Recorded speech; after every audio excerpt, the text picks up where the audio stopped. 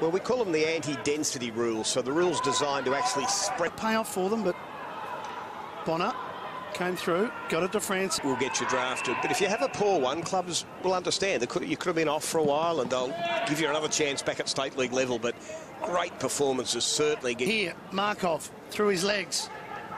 Francis looking for some... It end up the backbone. Jeremy Cameron, another backbone of the Greater Western Sydney. Flip it over to Francis, couldn't do so.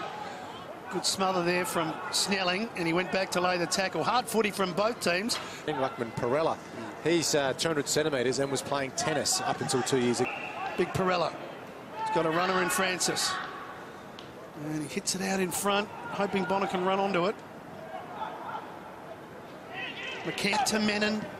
Menon goes up towards looking for Eads, but cutting it off is Francis. Floating kick is... Manny Fehrenberg and those sorts of guys that sort of aren't too far away for us. So, yeah, it's really pleasing. And it was actually good to see last night's game and then actually come here, and because it was a pretty hot game, as you well know, and then come here. 33 plays 31 at the moment. It's been all South Australia. They've kicked the last 4, and there is the matchup that you talked about, Brendan. On cue once again. These under-18s have a great habit of listening to us and popping up at the right time.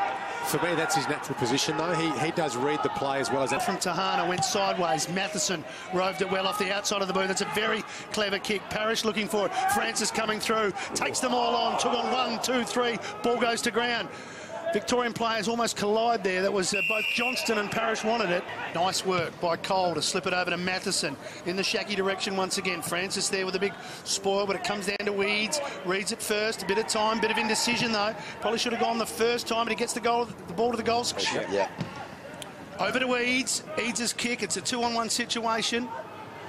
Ainsworth's got to beat Francis, and he's also got to beat Agostino. And they're going to need both of them here, and Francis went down and got up very quickly. Away they go. Glenn. Look at this. Guess who? Shacky. What I like about Shacky is... Over he goes to Tucker on his left leg. Puts it out towards Shacky. Francis in front. Good battle this. That you weren't anticipating, a la like a Luke Parker into the 40s. You can never have enough good players, so a little bit open-minded, but really exposes their kicking. Those that can't kick with any penetration or control, they do get exposed on this ground, so it's fantastic playing here. Yeah, want to take on, he might get it back. Well, Francis got in the way there. Ainsworth was trying to get it back to Shacky, but Francis read it, and he's kicked brother because he was so good at this level. Here's the Francis interception. Yep. Yeah, he just read it well, didn't he? Yeah. These young men, they've got great character, but he's one of those kids I just can't wait to see play AFL football. He's Aaron Sandlands. He had no kicks. He's from the country. He's going to fly for this one. There he goes. That's what he can do. And that's what he can do. And that's just, I think, when he's trying to win the game. He's moved across to St Pat's in Ballarat and is playing for the North Ballarat Rebels and been fantastic for the Rebels and really grabbing his opportunity plays. And belief that what I do right will send the ball through. Francis waits for it. Got it again. Yeah, his last 3 times the ball's gone to him. Very, very impressive in the air. Yeah, he fell heavily there too. He's back. Here we go. That's a terrific night. Yep. Under extreme pressure.